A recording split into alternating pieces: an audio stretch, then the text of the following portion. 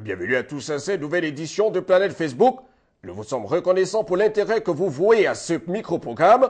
Et vous le savez déjà, grâce à nos chers Facebookers, aucune analyse sur l'actualité ne pourra nous échapper.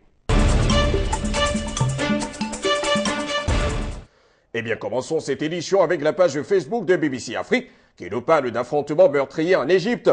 Et la rédaction indique qu'au moins une cinquantaine de personnes ont trouvé la mort dans ce pays-là au cours des affrontements entre les forces de sécurité et les partisans du président déchu Mohamed Morsi il y a un peu plus de 16 heures maintenant. Et les forces de sécurité ont tiré des coups de feu et des gaz lacrymogènes pour empêcher les manifestants de se rendre sur la place Taï du Caire.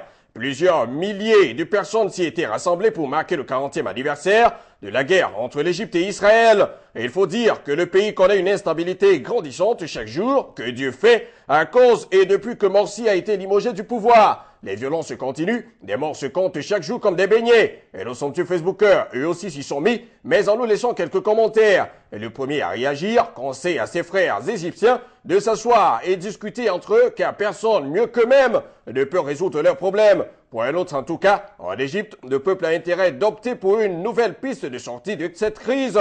Un autre encore affirme que les frères musulmans ont réussi dans le social plus que dans la politique. Une fabrication des frères musulmans représente un danger réel pour l'Égypte et le Proche-Orient. Néanmoins, ajoute-t-il, il faut que l'armée puisse être à leur écoute en tant que la composante de la société africaine. Pour le dernier, il faut prier Dieu pour qu'il permette aux Égyptiens de sortir de cette crise.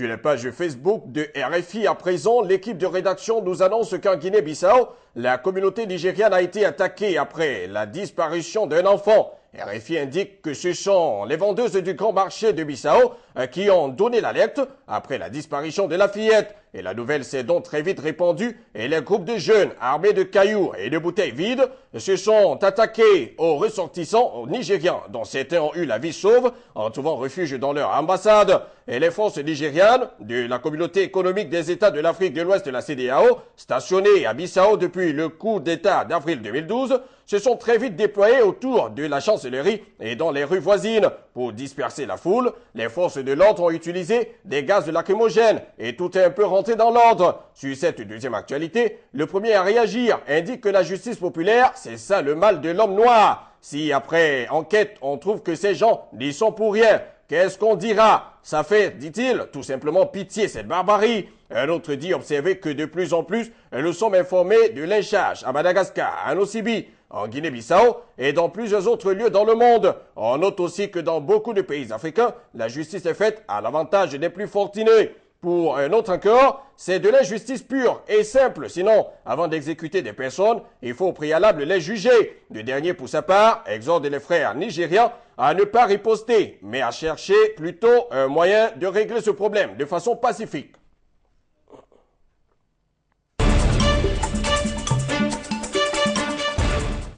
Sur la page Facebook de RFI toujours, l'Afrique est considérée comme un continent de croissance et de pauvreté. RFI nous révèle que pour le continent africain, avoir une croissance moyenne de 5% pour 2013 et de 6% pour 2014, c'est l'effet d'une demande intérieure de plus en plus forte selon les experts du Fonds monétaire international. Une demande qui est heureusement couplée avec des investissements directs étrangers en hausse et des transferts de la diaspora qui ne faiblissent pas trop compte tenu de la crise dans l'hémisphère nord. Une croissance donc qui se confirme même si, souligne le FMI, la baisse du prix des matières premières ou le cas particulier de l'Afrique du Sud qui a perdu un peu de son rôle moteur sur le continent pondère les enthousiasmes, nous dit RFI. Et le premier à réagir sur cette autre actualité dit que quand l'Europe va cesser de piller directement ou par association les ressources de l'Afrique, les Africains pourront enfin profiter de leurs richesses. Le continent européen est bâti grâce à des richesses pillées dans les quatre coins de la planète.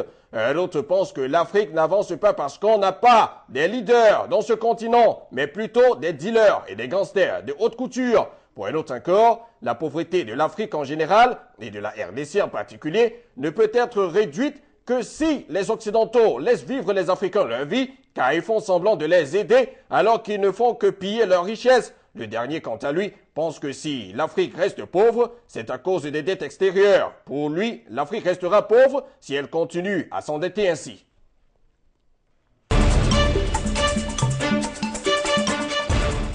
Et terminons cette édition avec la page Facebook de France 24 qui nous informe qu'à l'occasion de la 7e journée nationale des LGBT, entendez par là les lesbiennes, les gays, les bisexuels et transsexuels algériens, qui se tient ce jour de jeudi, des témoignages ont été récoltés sur le fait que ces hommes d'un autre genre ne peuvent pas vivre librement avec leurs acquis, souvent considérés comme une malédiction par les peuples africains. C'est un amour interdit, un amour tellement tabou que ceux-ci ne supportent pas de devoir se cacher. Le crime, c'est d'aimer les personnes du même sexe, tout simplement. Pour l'association Al-Wen, dédiée aux droits des LGBT, l'ignorance du gouvernement de la communauté LGBT ne peut plus continuer. Afin de faire avancer les choses, elle appelle donc chaque citoyen à manifester son soutien à l'occasion de la journée Tintin de ce jeudi 10 octobre. À 20h, chacun sera donc invité à allumer une bougie et de partager cette action sur les réseaux sociaux. Mais que pensent nos somptueux Facebookers à ce sujet? Le premier déclare que s'il y avait un lien « Je n'aime pas » pour cette publication,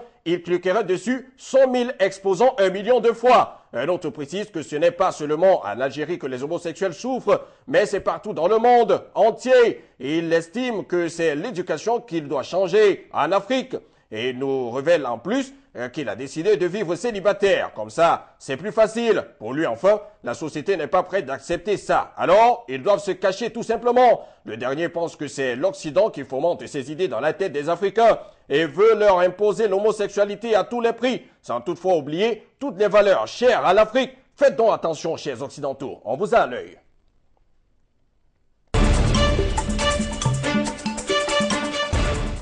Et voilà, c'est tout pour cette autre édition de Planète Facebook. Rendez-vous sur le www.afriquemedia.tv ou encore sur notre page Facebook Afrique Média. Et rassurez-vous toujours, grâce à nos chers Facebookers, aucune analyse sur l'actualité ne pourra nous échapper. Que Dieu protège le monde. À bientôt sur Planète Facebook.